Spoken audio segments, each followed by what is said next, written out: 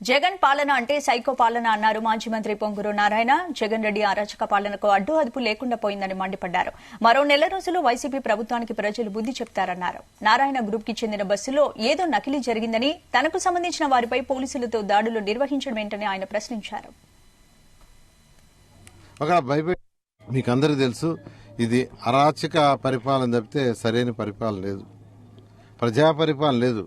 ప్రజలకు కావాల్సిన అవసరాలను తీర్చే ప్రభుత్వం కాదు ఇది.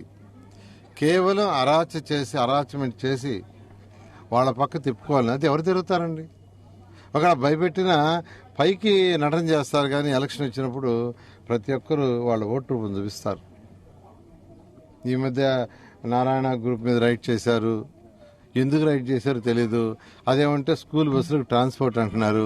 ట్రాన్స్పోర్ట్కి డాక్టర్లలో రైడ్ చేసేదానికి, వ్యాపారస్తులలో రైడ్ చేసేదానికి సంబంధం ఏంది అసలు స్కూలు బస్సులు రన్ చేస్తుంది. ఏదైనా ఉంటే నోటీస్ ఇవ్వండి, వాళ్ళు ఏదైనా కావాల్సింటే కడతారు. నువ్వు నోటీస్ ఇవ్వు, ఏమీ చెప్పవు. ఏకదమ్ వచ్చేసి ఒక 150 మంది 200 పోలీసులు తీసుకురావటం. నెల్లూరు సిటీలో నారాయణకి ఎవరైతే క్లోజ్గా ఉండారో వాళ్ళకి, ఎవరైతే రాజకీయ నాయకులు క్లోజ్గా ఉండారో వాళ్ళు, డాక్టర్లు, లెక్చరర్లు, టీచర్లు, ఎంప్లాయీస్ మీద ఏంది అసలు ఇది ప్రజాస్వామ్యమేనా? నీకు ట్రాన్స్పోర్ట్ చూసుకో, నీకేం కావాలి నువ్వు నోటీస్, నీకేమైనా కావాల్సి కడతారు. కట్టుకుంటే కోర్టుకి లాగు. మేము కాదండి. మొన్న ఒక 1 వీక్ 10 days అయింది.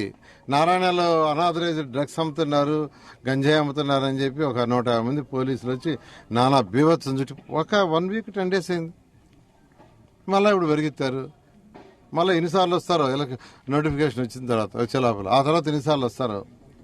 ఇవన్నీ కరెక్ట్ కాదండి. అధికారులకు నేను చెప్తున్నాను, వాళ్ళు ఏదైనా చేస్తారు రాజకీయ నాయకులు.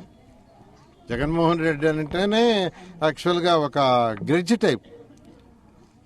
ఇట్ ఈస్ ఏ సైకో పరిపాలన. ఎందుకు